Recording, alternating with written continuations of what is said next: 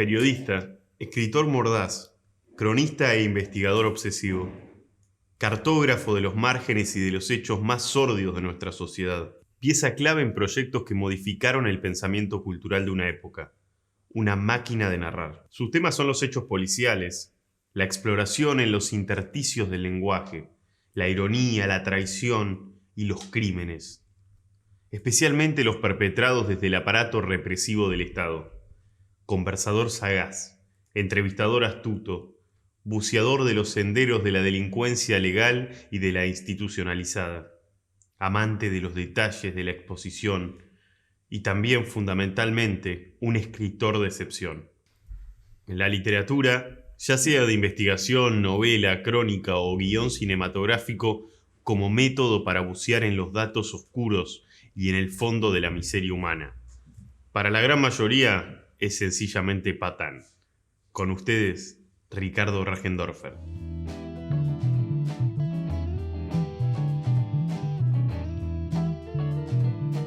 Ricardo, naciste en Bolivia. ¿Tenés recuerdos de esa infancia? Tengo algunos recuerdos. Desde ya es una rareza haber nacido en Bolivia, haber vivido casi toda mi vida en Argentina y tener un pasaporte austríaco, ¿no? En ese sentido, el primer idioma que aprendí a hablar fue el alemán y después empecé a hablar en castellano, ¿no? En Bolivia viví hasta los 3 años, ¿no? Y tengo algunas postales. Recuerdo, por ejemplo, la primera vez que fui a un cine, que me parecía una cosa absolutamente horrorosa. Casi salgo corriendo cuando aparece la primera imagen. Me hace acordar a la reacción que tuvo el público en la primera proyección cinematográfica que hicieron los hermanos Lumière, que el público salió corriendo, ¿no? Pero mis primeros recuerdos consolidados de mi infancia, en realidad se ubican ya en Buenos Aires cuando tenía 3 años. Todavía no había cumplido 3 años cuando llegamos acá.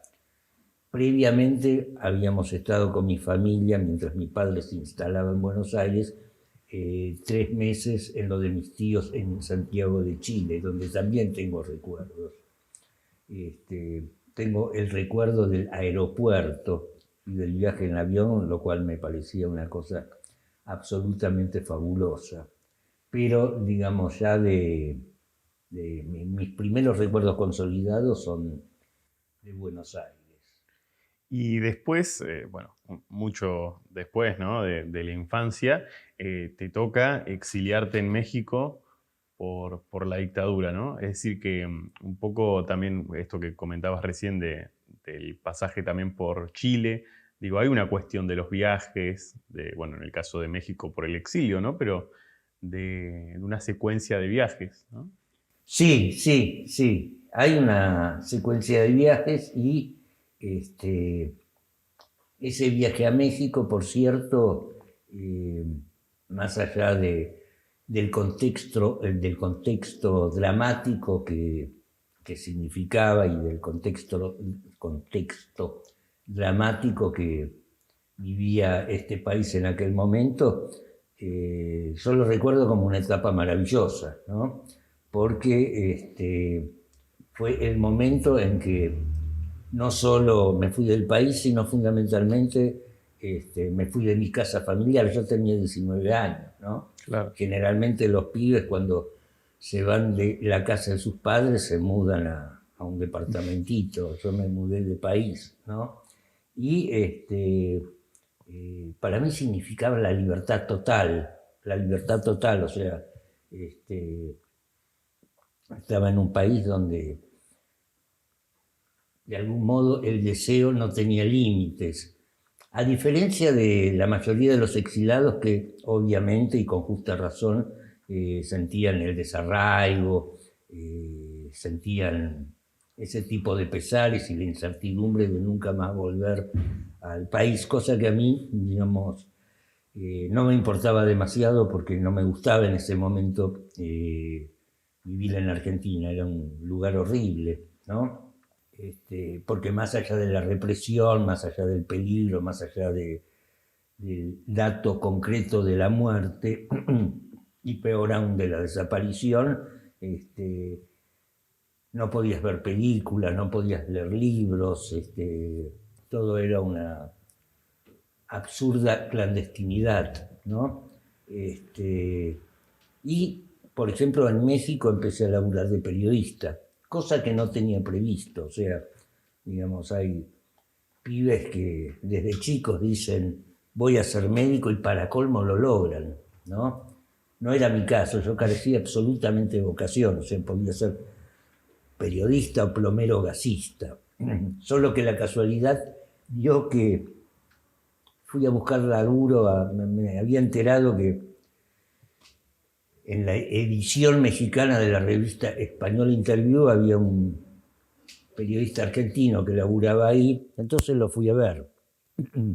Era Carlos Ulanowski. A la semana escribí mi primera nota y para mi sorpresa me dice, uy, soy periodista. Y para mí era, digamos, para mí era maravilloso ese laburo, digamos. Extrañamente lo sabía hacer. Lo último que había escrito antes de publicar mi primer nota fue en la escuela Composición Tema La Vaca. ¿No? Nunca había escrito, ni tenía en mis planes escribir, pero no lo hacía mal. Tal vez porque siempre fui muy lector, ¿no? Yo empecé a leer libros desde que tenía 9, 10 años, ¿no? No leía Nietzsche, pero, digamos, leía libros. De esa primera experiencia en el periodismo en México, ¿recordás alguna particularidad del periodismo mexicano? Mirá, en ese momento existían no muchos medios que resultaran interesantes. Desde luego Interview fue uno de ellos, porque, digamos, en España era la gran revista del destape español. Después empezaba a salir el diario Uno más Uno y también la revista Proceso, ¿no? Que dirigía Julio Scherer García, que era una institución del periodismo mexicano. Y todos ellos provenían de la redacción del diario Excelsior, que años antes había sido allanado por el presidente Echeverría. Durante el gobierno de Echeverría entraron con tanquetas al edificio donde quedaba Excelsior. Y el director de Interview, Pedro Álvarez del Villar, era uno de los integrantes de aquella redacción, ¿no? Gracias a él, dicho sea de paso, yo conocí todos los cabarutes de México, ¿no? ¿Por qué? El tipo medio que me había tomado bajo su ala, pero no era gratis. Al tipo le gustaba, digamos, la vida nocturna y yo lo tenía que acompañar a los clubes nocturnos que asistía. ¿Por qué? Porque el tipo chupaba tanto que en un momento volcaba. Y mi misión era vaciarle un limoncito en la oreja, el tipo se despabilaba, yo lo remontaba hasta un taxi, lo llevaba a la casa y se lo entregaba a la esposa, ¿no? Pero en ese momento, digamos, a mí me divirtió mucho, era muy entretenido, digamos, hacer notas ahí. La primera nota que escribí en mi vida, fue sobre la contaminación sonora en la Ciudad de México. Y no sé cómo diablos conseguí en el Instituto Alemán de la Sordera un decibelímetro. Ahora los decibelímetros tienen el tamaño de un celular. En ese momento era un aparato grande y yo me aparecía al día siguiente con el decibelímetro en la redacción para buscar a un fotógrafo y deslumbré, ¿no? Bueno, esa fue mi primera nota. Después había una especie de secta en México que, digamos, tiene sucursales en muchos lugares del mundo. Se llamaba Dianética, tenía que ver con la cienciología, cosa que popularizó Tom Cruise, que pertenece a esa secta, ¿no? Y Ulanowski me dice, hace mucho que quiero hacer una nota sobre estos tipos, pero no sé cómo entrarle. Y le dije, entrando. Daban cursos ahí, entonces yo me anoté en un curso, entonces empecé a frecuentar ese lugar y comencé a observarlo y comencé a construir mi nota a partir de eso, que era muy divertido, porque digamos, yo entraba, los cursos eran a las 9 de la mañana, y a media cuadra, desde un Volkswagen, el fotógrafo con un teleobjetivo me sacaba fotos entrando, etcétera, era, digamos, una aventura, ¿no? Ahí empezaba a aparecer el Rajendorfer. Sí, de alguna manera sí, pero digamos, me divertía mucho, medio que ese fue el tipo de periodismo que yo hacía en ese momento, y esos más o menos eran los medios en los cuales... Y después, bueno, obviamente termina la dictadura acá, volvés a la Argentina. ¿Cómo era esa Argentina postdictadura? ¿Vos ahí ya traías el oficio periodístico? Mirá, yo llegué unos meses antes de que terminase la dictadura, cuando la dictadura ya no existía más y cuando la dictadura era absolutamente inofensiva. Y yo pienso que ese periodo, yo vuelvo a mediados del 83, la dictadura se acaba el 10 de diciembre de 1983, yo habré llegado en julio, en esa época llegaban todos, ¿no? En esa época llegaban todos. Y yo pienso que esa época fue tal vez la época más maravillosa que hubo en este país desde el año 73, ¿no?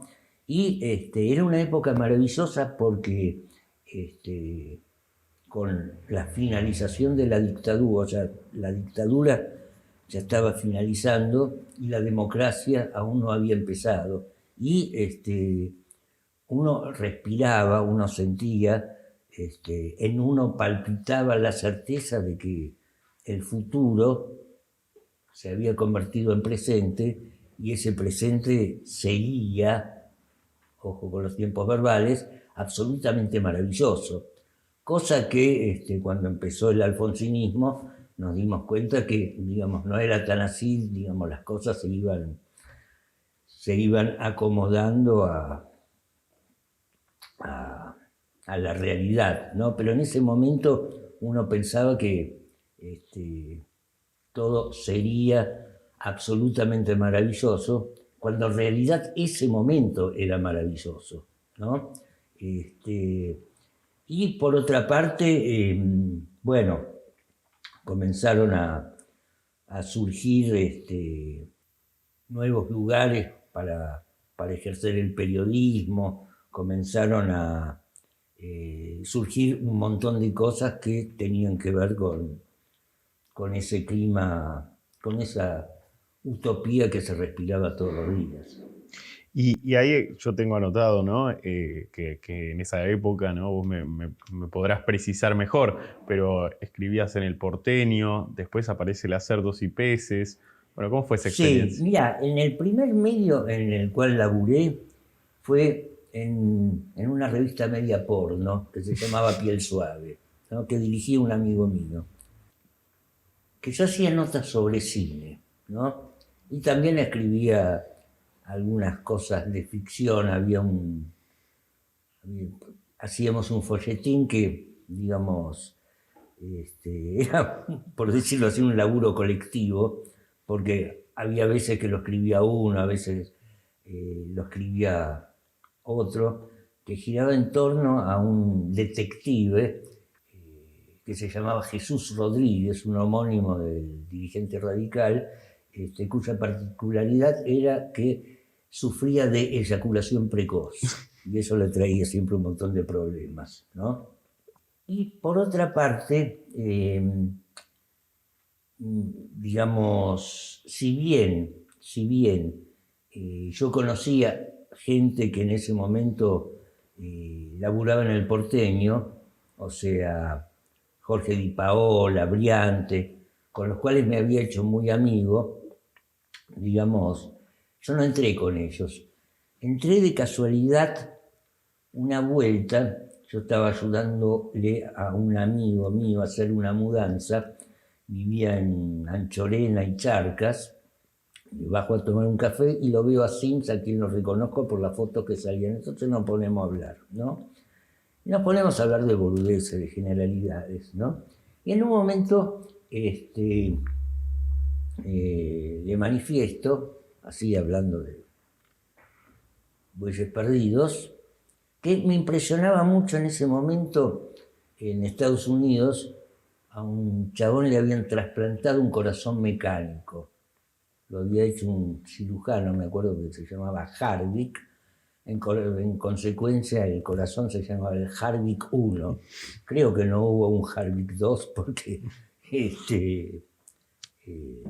la experiencia fue horrible. Pero yo me acuerdo que me impresionaba mucho porque da una conferencia de prensa con el paciente ya operado, que estaba unido a una enorme consola, y el doctor Harvick, para mostrarle a la prensa la eficacia de su corazón, giraba una perilla como si fuera una perilla de volumen de un equipo de música, y el pobre paciente entraba a jadear desesperadamente. Entonces Enrique me dice, ¿por qué no escribí sobre eso? Entonces mi primera nota en El Porteño fue sobre eso y se llamaba Frankenstein tiene penas de corazón, del corazón, ¿no? Ahí entro a laburar en El Porteño y paralelamente empiezo a laburar en Las Cerdos y Peces, ¿no? Comienzo a hacer, y que por otra parte, digamos, fueron las primeras notas policiales que hice, una sección que se llamaba Vidas Ejemplares, que eran perfiles biográficos de pistoleros y ampones que a mí me causaban cierta simpatía, ¿no? Era, digamos, Las Cerdos, y en ese momento Las Cerdos salía dentro de la revista El Porteño y después se independiza. Y entonces las aguas se dividen, digamos, los que estaban en Cerdos dejan de estar en El Porteño, y los del Porteño, digamos, no aparecen en Cerdos. Y yo circulaba en ambos lugares, yo me sentía muy cómodo en ambos lugares, aunque los recursos humanos de ambos lugares eran distintos, porque en El Porteño había periodistas, digamos, con aspiraciones más profesionales, con alguna aspiración política, tipos que, digamos, de algún modo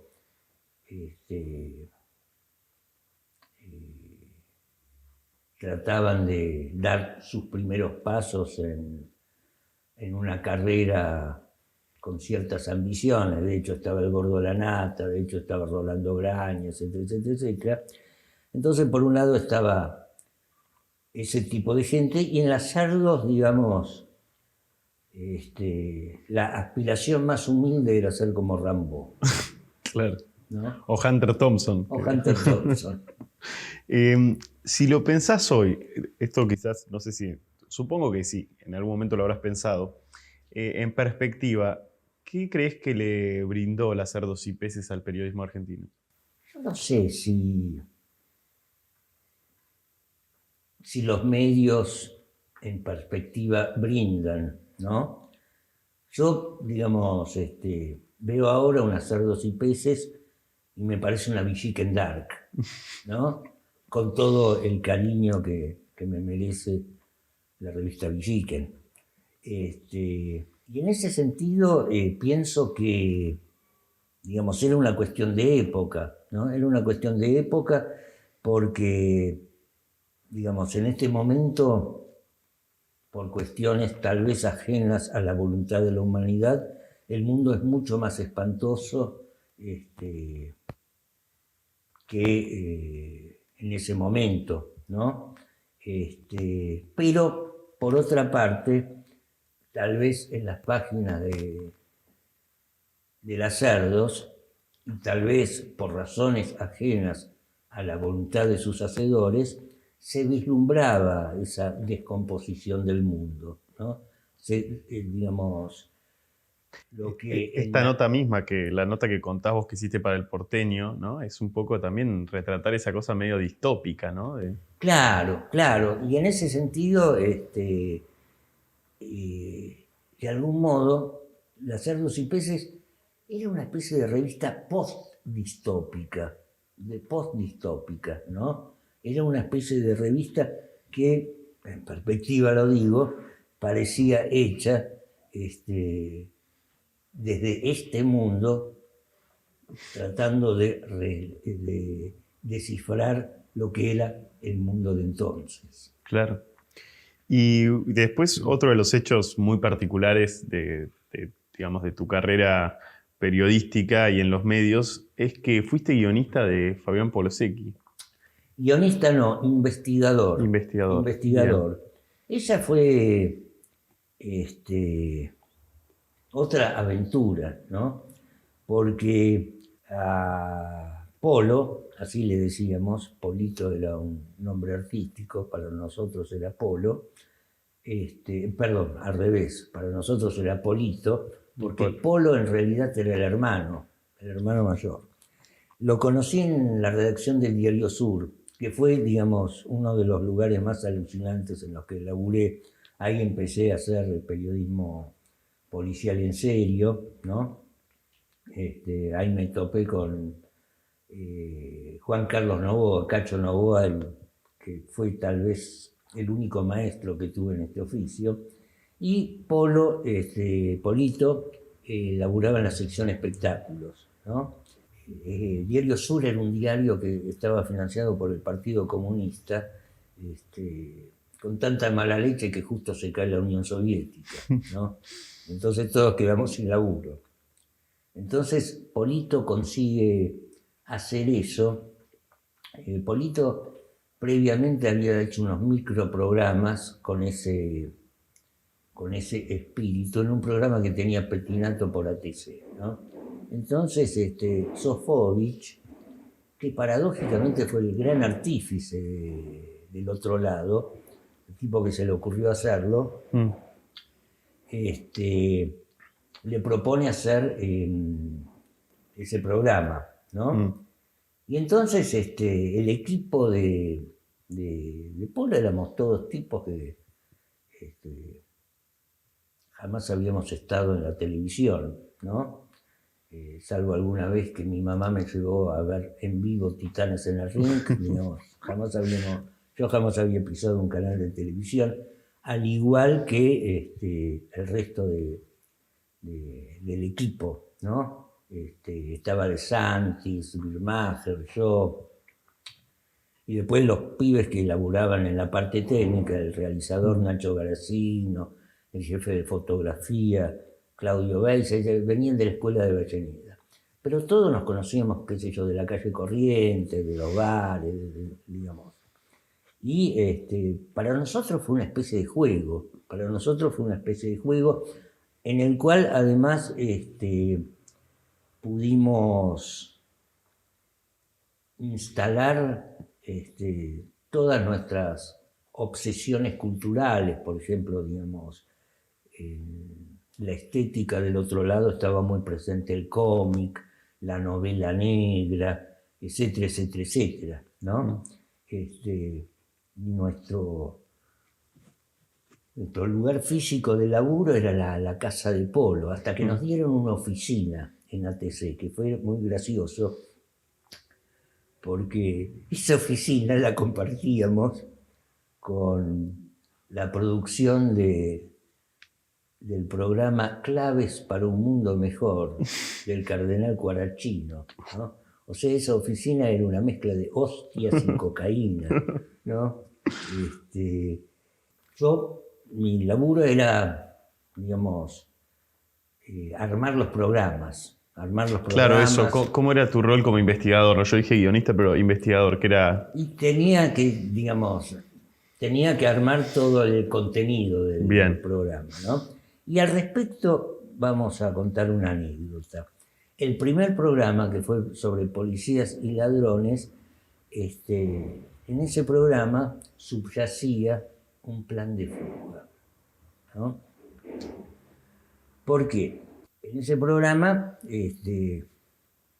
como es sobre policías y ladrones, metemos un policía, un comisario que nos cuenta cómo es el mundo del delito, etcétera, etcétera, etcétera. pero también, digamos, fueron entrevistados 3 pistoleros amigos. Uno, el cura Pérez. El cura Pérez no era cura, sino se había mandado un achaco con una sotana puesta una vez y le quedó el mote de cura, ¿no? Y ese había sido nuestro corresponsal en la cárcel de Devoto cuando yo estaba en el Diario Sur. Porque el tipo una vuelta me manda una carta, veo que escribe muy bien, entonces empezó a escribir seguidamente para el Diario Sur. Y también aparece el gitano Belizar Sarmiento. El gitano Belizar Sarmiento, yo llego al gitano por otro muchacho que estaba preso con él, el sordo Tito, que había sido un muchacho que había estado en la famosa banda del Pichón La Ginestra. Entonces yo lo voy a ver al gitano Belizar Sarmiento y me dice, te quiero pedir un favor. Y le digo, bueno, soy todo oídos. Me dice, no, me da un cassette y me dice, acá te explico todo. Entonces el tipo me explica que tenía un montón de causas. Salto a Agua y Energía de Mendoza, al Banco de Galicia de Córdoba, etcétera, etcétera, etcétera.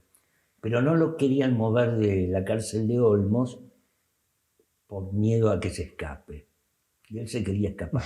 Entonces necesitaba un traslado. Y la única manera de solicitar que le den un traslado era que algún juez mueva una de sus causas en los diferentes lugares donde tenía causas, ¿no? Incluso me acuerdo en el cassette el tipo dice, ¿por qué se quiere rajar? Me dice, hay tanta guita en la calle que espera que venga uno y se la lleve, y yo acá, ¿no? Entonces le planteo a Polo, mirá, este tipo se quiere rajar, le podemos dar una mano.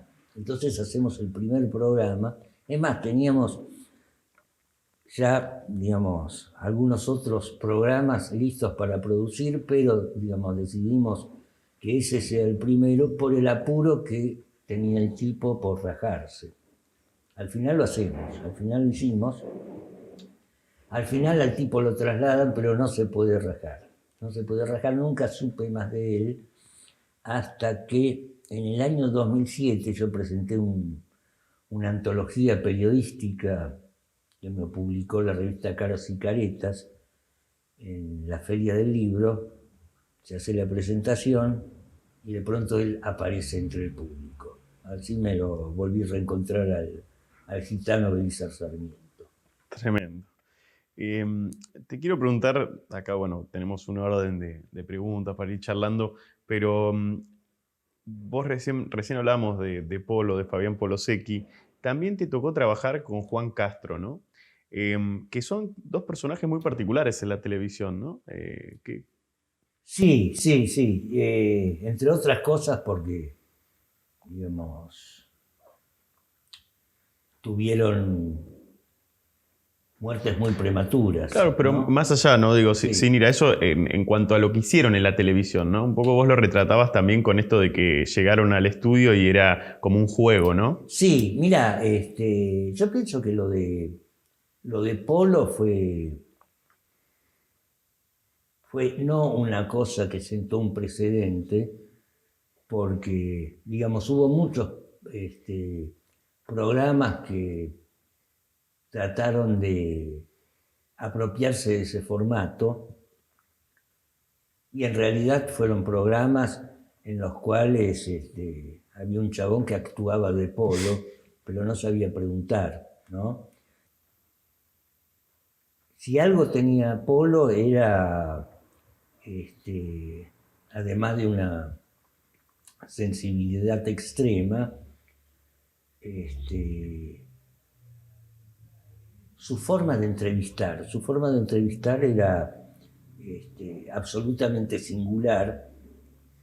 Había muchos que señalaban que esa forma de preguntar a partir del silencio, preguntar a través pequeñas interjecciones que van guiando el discurso del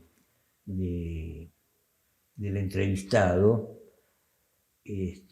Polo tenía, digamos, el don de hacer que el entrevistado se desnudara ante él. Y, digamos, casi todos los entrevistados de Polo, o casi todas las personas que pasaron por el otro lado en calidad de entrevistados, eran personas que tenían buenos motivos para no desnudarse, ¿no?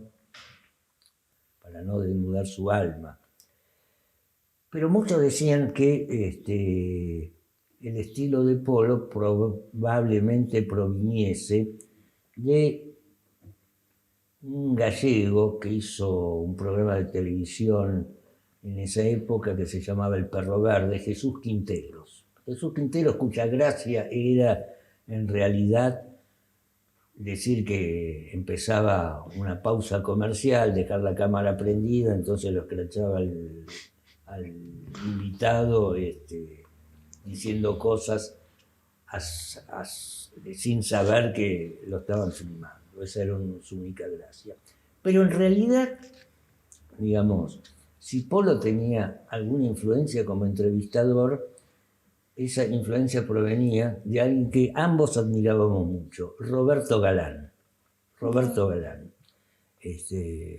A nosotros nos fascinaba ver Yo me quiero casar y usted, porque, digamos, con la excusa de que había 3 señores que querían conocer a 3 señoras,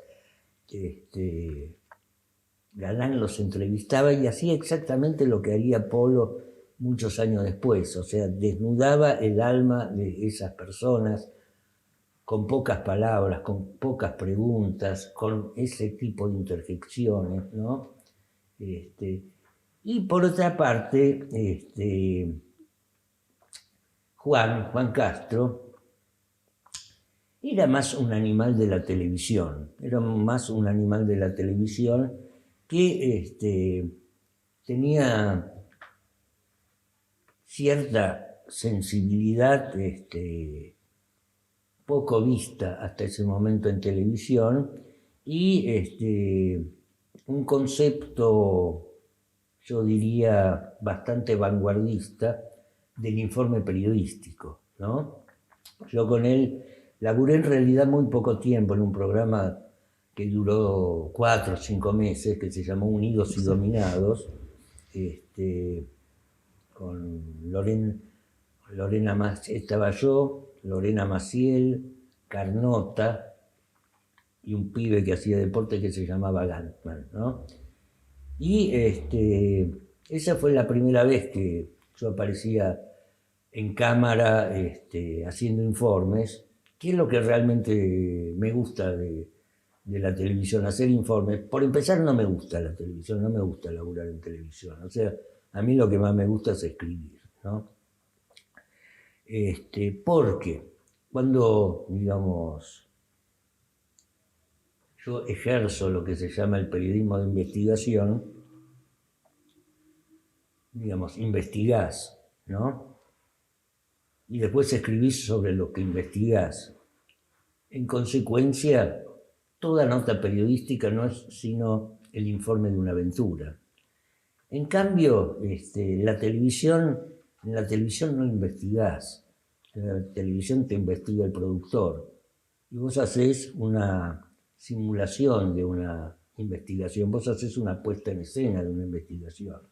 O sea, cuando ves que el conductor va y se encuentra con el entrevistado no en un estudio, sino en un informe, etcétera, etcétera, etcétera, que simula hacer una investigación, que simula ser un periodista que se mueve por la calle, etcétera, etcétera, etcétera, y saluda al entrevistado, se da la mano, ¿qué hace? Se sientan. Eso ya es mentira. Los dos tipos, digamos, hace media hora que está todo pactado. Está todo pactado, ¿no? Entonces, el periodismo gráfico, digamos, la estrella es la información, es la revelación, es develar lo oculto, como diría Walsh. En cambio, televisión, digamos, va en busca del efecto, de una frase, de títulos, ¿no? Cosa que, digamos, está bien, pero, digamos, a mí me gusta más el periodismo gráfico. Y otra de las preguntas que ya ahí nos vamos a uno de los temas que aparecen muchísimo en estas entrevistas, que es el lenguaje. Y vos lo comentaste hace un ratito. Tu primer idioma fue el alemán. Sí, ¿Eso te influyó después en algún momento? supongo que sí, porque, digamos, hasta cierta edad yo pensaba en alemán, ¿no?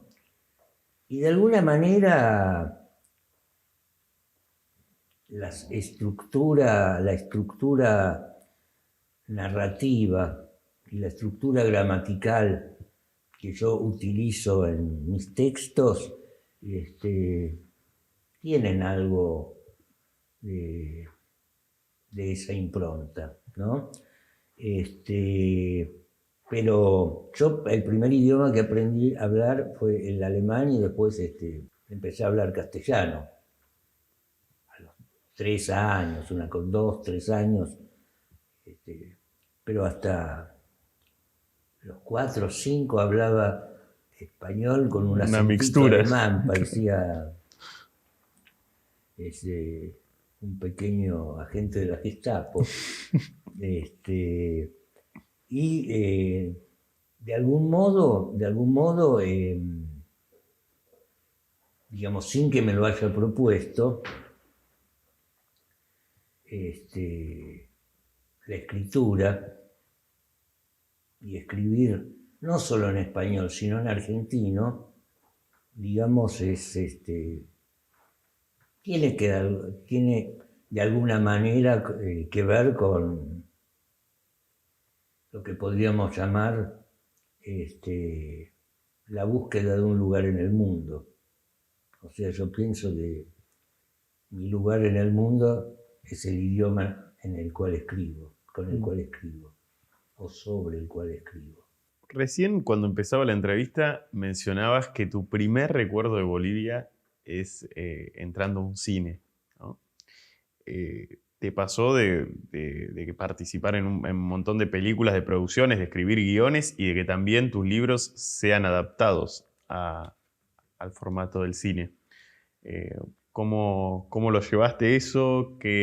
Particularmente las adaptaciones o el llevar textos de investigación al cine, ¿cómo lo viviste, no? Mira, a mí me hubiera gustado ser director de cine, pero en un momento dado me di cuenta que la producción cinematográfica, el acto del rodaje, digamos, me pondría demasiado fóbico, lleno de personas, un quilombo, repetir escenas, etcétera, etcétera, etcétera. Creo que, como diría Godard, yo hago cine sobre la página en blanco. Y, de hecho, creo que mis textos tienen una impronta cinematográfica bastante importante. Y mi formación, o parte de mi formación, es absolutamente cinematográfica, porque yo de pibe, desde los 9, 10 años en adelante, durante mi infancia, yo iba al menos 3 o 4 veces por semana al cine Rosedal, que quedaba cerca de mi casa. Yo me crié en Palermo Chico, y el cine Rosedal quedaba en la calle Serrano, que ahora se llama Borges, creo, y Santa Fe. Y yo ahí me veía 3, 4 películas cada vez que iba. O sea, 3 películas. Pasaban un western, pasaban un policial y pasaban alguna película de cine de autor. Yo me iba ahí 4 veces por semana, ¿no? Y creo que en esas circunstancias es posible, no estoy seguro, pero es posible, que haya aprendido a narrar, ¿no? Y con respecto a las adaptaciones, es raro porque A Bioy Casares le causaba horror los cineastas que querían adaptar sus obras, ¿no? Mis experiencias al respecto son El túnel de los huesos, ¿no? Que está, que es la versión cinematográfica de una crónica mía que publiqué en página 30 sobre una fuga de Devoto, donde los presos se fugan por un túnel y pasan, en ese túnel pasa por un osario clandestino, donde, digamos, había un montón de huesos, probablemente de alguna masacre. Después averiguamos que eran los huesos de las víctimas de la masacre del Pabellón 7, una matanza de presos que hubo en el año 78, en un motín. Claro, la del Pabellón Séptimo, ¿no? Claro. Y Nacho Garacino, que era el realizador de El Otro Lado, hace una película en el año 2012, creo, ¿no? Donde yo hago un pequeño papel. Me voy a permitir una anécdota. Hago un cameo donde yo me paseo por el patio de la cárcel con Raúl Taibo, que hace del capo de la fuga. Entonces yo le digo que baje el perfil, porque todo el mundo se estaba dando cuenta que estaba organizando una fuga. Le digo, ahí me permito hacerle un homenaje a Chandler, porque digo, baja el perfil porque estás pasando tan desapercibido como una tarántula en un plato de leche, ¿no? Que así empieza el largo adiós de Chandler, ¿no? Entonces, digamos, esa escena sale en la película. Muchos años después, en el año 2014, yo escribo una novela que se llama La maldición de Sal si puedes, y entonces, en un momento dado, un protagonista le dice a otro, con este coche que estaba ploteando, no viene al caso, pero claro, digamos, con este coche... Que llamaba la atención. Sí, vamos a pasar tan desapercibidos como una tarántula en un plato lleno de leche. Entonces el interlocutor de quien pronuncia eso le dice, esa frase se la afanaste a Chandler, y el otro le contesta, no, la escuché en una película sobre presos. Qué genialidad. Te quiero preguntar, Ricardo, recién lo hablábamos un poco, bueno, es el tema, ¿no? de la escritura y de la investigación, del periodismo de investigación, pero digo, la escritura ampliándolo por fuera del periodismo, porque has escrito libros de investigación, crónicas, notas. ¿Cómo es ese proceso de investigación, de búsqueda de los datos, que generalmente en todos tus escritos es muy detallada? Mira, tu pregunta tiene dos partes. Y en ese sentido, la primera es, interpreto, digamos, cómo convive en una misma persona textos de ficción con textos de no ficción. Al respecto, digamos, por empezar, la escritura no es sino un acto de ilusionismo. Y yo siempre me pregunto si la vida imita al arte o es al revés, ¿no? Y creo que, digamos, no hay respuesta posible, aunque la pregunta siempre va a estar vigente, porque ves cosas que te parecen que no pueden haber sucedido en el mundo de la realidad, y sin embargo sí. ¿Viste? Cuando dicen la realidad supera la ficción, que esto que el otro. ¿Y cómo se, digamos, relaciona eso con el ejercicio de la escritura? O sea, cuando escribís una ficción, el truco de escribir una ficción consiste en hacerle creer al lector que está leyendo algo que realmente sucedió. Y el truco de escribir una crónica periodística es hacerle creer al lector que en realidad te está leyendo una novela. Por un lado. Por otro lado, sí, a mí, digamos, me interesa mucho el detalle.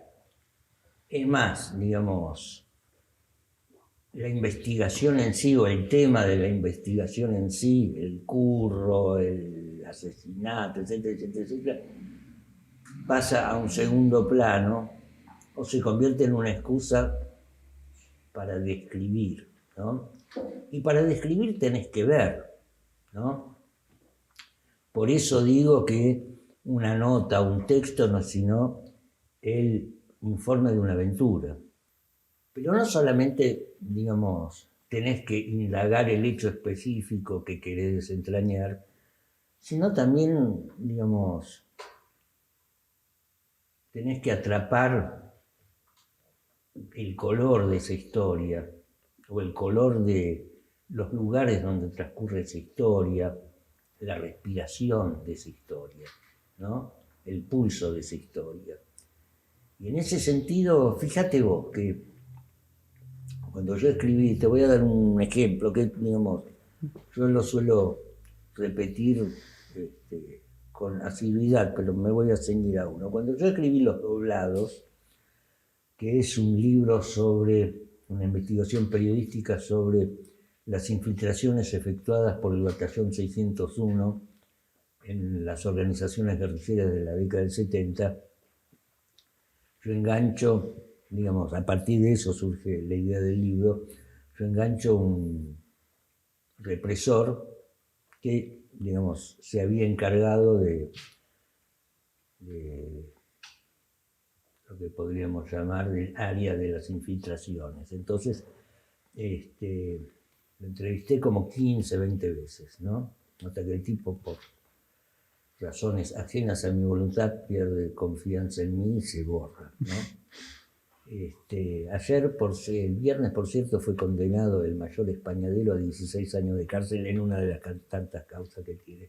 Pero en esa época estaba libre el tipo. Entonces, me acuerdo que en una de esas entrevistas lo tuve 3 horas al tipo para que me cuente detalladamente cómo era el edificio de Viamonte y Callao, que era la sede del Batallón 601. Sí, claro. El color de las paredes, las oficinas, digamos, necesito detalles, la frase exacta, que le dice fulano a mengano, digamos, soy muy detallista con respecto a la investigación. A la investigación, a los detalles de la investigación, a los detalles de color, a lo que se llaman los detalles de color. Y ahí viene vinculado a esto también que señalabas, ¿no? Porque son varias cosas. Por un lado, cuando contabas lo de este personaje que había asaltado varios bancos y la empresa de agua de Mendoza, y que, bueno, vos habías hablado con él para hacer la nota de Polo. De pronto, este represor, ¿no? Que pudiste hablar 3 horas, ¿cómo lográs, o también puede ser un policía, cómo lográs sentarte con alguien y aislarte quizás, o por lo menos es mi percepción, de lo que uno a priori tiene como una impresión subjetiva de la persona y sacarle el jugo a esa entrevista? Mira, los pistoleros son tipos con los cuales yo empatizo bastante, ¿no? Entonces, digamos, me agradan sus anécdotas. Cuando entrevistás a un represor buscas otra cosa, ¿no? Y a mí, francamente, digamos, debe ser una perversión que tengo, me gusta más entrevistar represores que personas que me caen simpáticas, ¿no? Porque, digamos, tengo ante mí la banalidad del mal. Tengo el privilegio de estar sentado frente a la banalidad del mal. Incluso yo tengo un libro, El otoño de los genocidas, que es una antología de crónicas periodísticas, de entrevistas e historias de represores. O sea, por empezar hay toda una discusión en el periodismo si es lícito, si es legítimo o si es ético darle el micrófono a un genocida. Por supuesto que sí, por supuesto que sí. ¿Por qué no? O sea, nosotros no sabemos nada de estos tipos.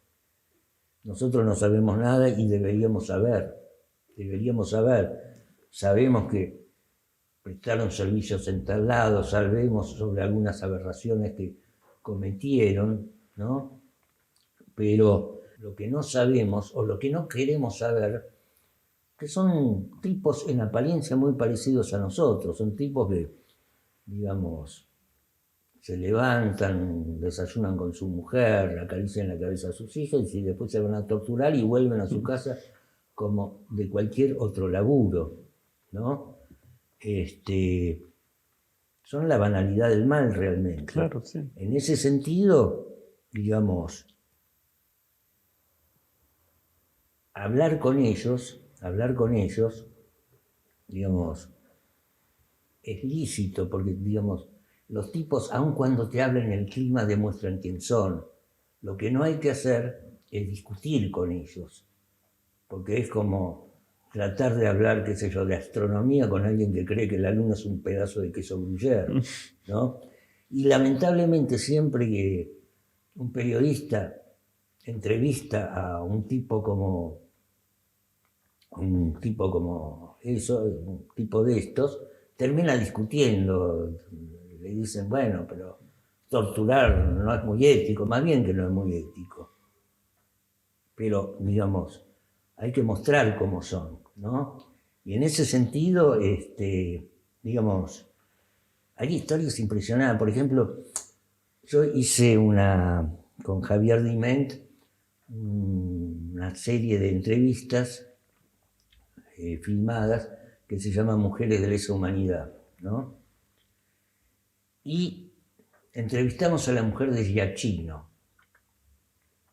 el héroe de Malvinas. El héroe de Malvinas, si estaría vivo, estaría preso por delito de lesa humanidad porque era un reverendo hijo de puta. Y yo le entrevisté a la mujer. Y desde luego no le preguntaba sobre las aberraciones que había hecho su marido. Me interesaban otras cosas. Me interesaba que me contara, como me contó, que él la había enamorado bailando un tema de Julio Iglesias. Me imagino a ese tipo que picaneaba a mujeres embarazadas bailando un tema de Julio Iglesias, ¿no? Entonces, digamos, todo transcurría así, hasta que en un momento la mina, sin que yo le preguntara algo, me cuenta una vez que vuelve su marido del laburo, sabemos de qué laburaba, absolutamente desencajado y con la mirada húmeda, se larga a llorar y le dice, no me preguntes por qué lloro, mamita, no me preguntes por qué lloro, mamita. O sea, el tipo había cometido una aberración que superaba sus escrúpulos, ¿no? Y, digamos, esas cosas surgen de las entrevistas, ¿no? A mí me encanta hacer ese laburo, o sea, cómo Sí. digamos... Aparte te ganás la confianza. En todos los casos, digamos, lográs empatizar, digamos, en el sentido de... Sí.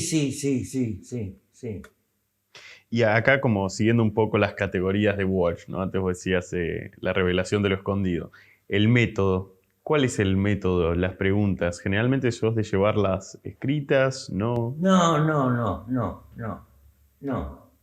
van surgiendo. No, yo no preparo. Además cada entrevista es un mundo en sí mismo, y los objetivos son absolutamente distintos. O sea, generalmente, por empezar, yo pienso que no hay nada más pelotudo que un periodista incisivo, que un entrevistador incisivo, ¿no? Y es lo más parecido a un interrogador policial al cual no le permiten usar picana, ¿no? Entonces, digamos, es ridículo, ¿no? Pero yo no voy en busca de una confesión, yo voy en busca de historias, ¿no? Y en esas historias están las confesiones. Por ejemplo, cuando hacíamos Mujeres de lesa humanidad, yo quería entrevistar a la mujer de Jardinegui, que fue ministro del Interior de Videla. Sí. Entonces llamo y la mina me dice, bueno, la cuestión era que el tipo no quería que entreviste a la mujer, pero estaba bajo arresto domiciliario, embolado, pero no se oponía a ser visitado. A los 2 días me caigo en la casa con 1 kilo de masitas, con 1 kilo de masitas finas, ¿no? Para que entiendas esta historia,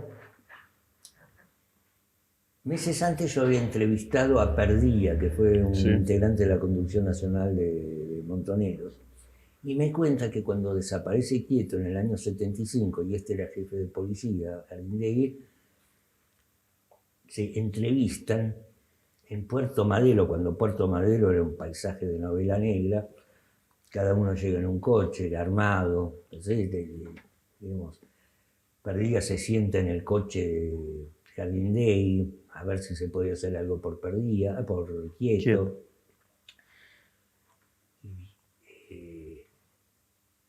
Jardinegui le dice, no solo no se puede hacer nada, sino que ahora los cadáveres no van a aparecer. Le cuenta cómo va a ser la cosa, una cosa impresionante. Bueno. Cuando lo veo a Jardinegui, esa vez, Jardinegui me cuenta exactamente lo mismo, pero desde su punto de vista, era impresionante. Con un detalle, Jardinegui creía que Perdía en realidad era Osatinsky, que era un tipo de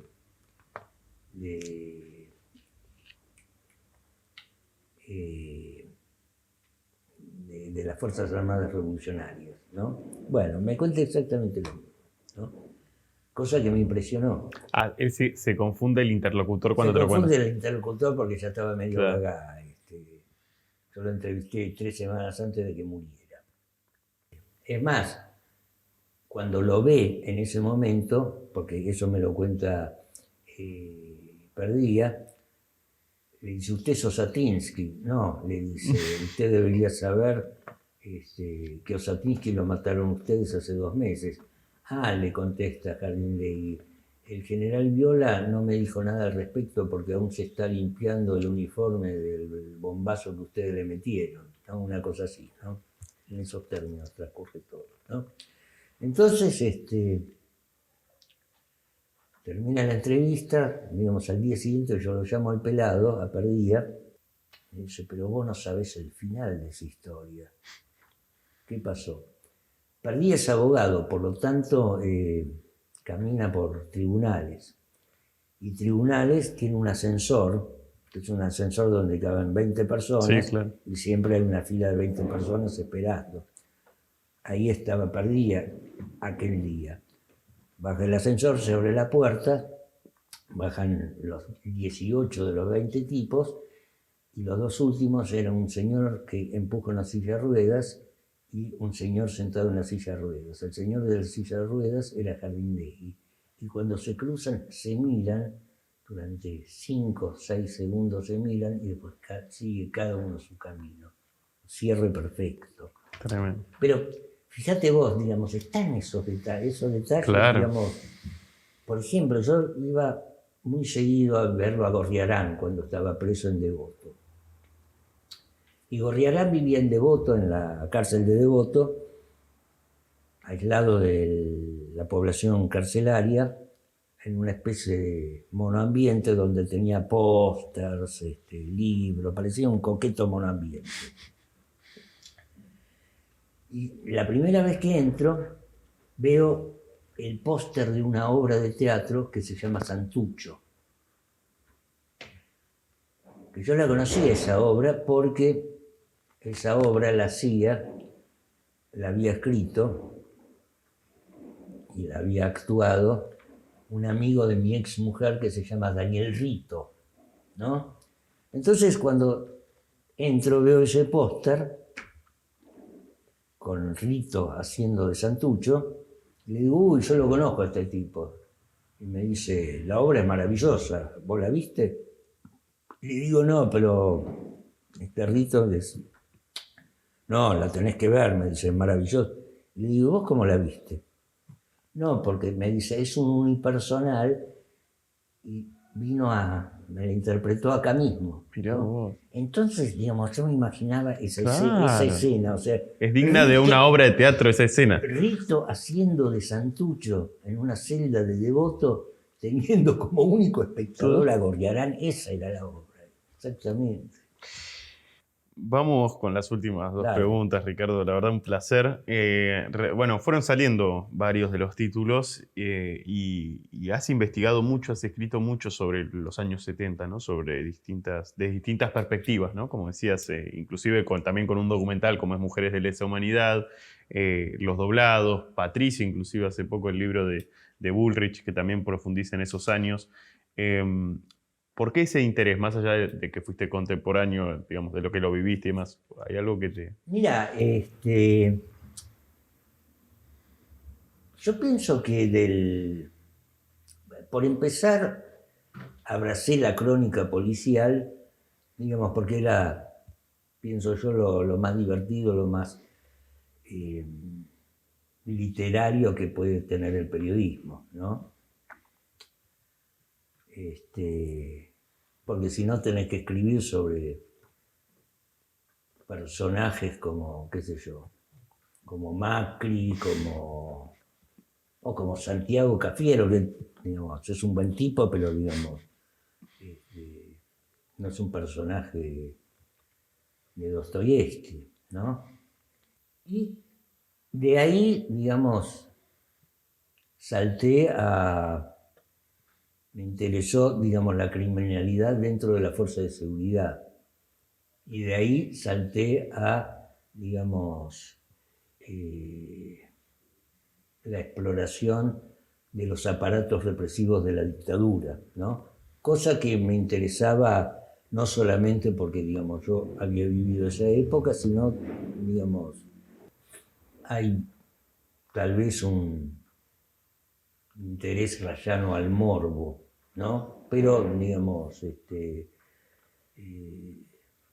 en mi búsqueda de villanos, los esquemas represivos de la última dictadura son una especie de paraíso, ¿no? Aunque suene mal decirlo de esta manera, ¿no? Y en el libro de Patricia, francamente, digamos, en realidad no fue una idea mía escribir ese libro, sino fue una propuesta, como diría Francis Ford Coppola, como diría Mario, el padrino, que no pude rechazar, ¿no? Pero no me entusiasmaba demasiado porque me resultaba farragoso tener que dedicarle 5 o 6 meses de mi vida a Patricia Bullrich. Pero de pronto descubrí que a través de la vida de esa persona yo podía reflejar al menos 50 o 60 años de la historia argentina, ¿no? Y correrme hacia principios del siglo XIX, que es cuando vienen los primeros Bullrich a la Argentina, ¿no? Entonces, digamos, en ese sentido me interesó bastante escribir ese libro. La última, Ricardo, dale, pero no por eso menos importante. En todos estos libros merodea la cuestión de la traición. ¿Qué es la traición para Ricardo Regendorfer? No lo sé todavía. Pero evidentemente Los Doblados es un libro sobre la traición y sí es un tema que sin que yo me lo haya propuesto revolotea mucho acerca de lo que se podría llamar mi obra, ¿no? Fíjate vos, yo antes hablaba del vínculo que existe entre lo que yo hago y el cine, y eso me di cuenta, después de escribir Los Doblados, que tal vez yo no hubiera escrito ese libro si en mi adolescencia no hubiese visto una película de Jean-Pierre Melville que se llama El Ejército de las Sombras. El Ejército de las Sombras, que trata justamente sobre la traición en el marco de la resistencia francesa. Está basado en un libro de Joseph Kessel, que era un escritor y periodista francés muy importante de la época, que paradójicamente había nacido en Entre Ríos, ¿no? Sus padres estaban circunstancialmente acá, claro, y volvieron a Francia, ¿no? Es raro porque creo que nunca traicioné, ni fui traicionado, ¿no? Pero digamos, en última instancia,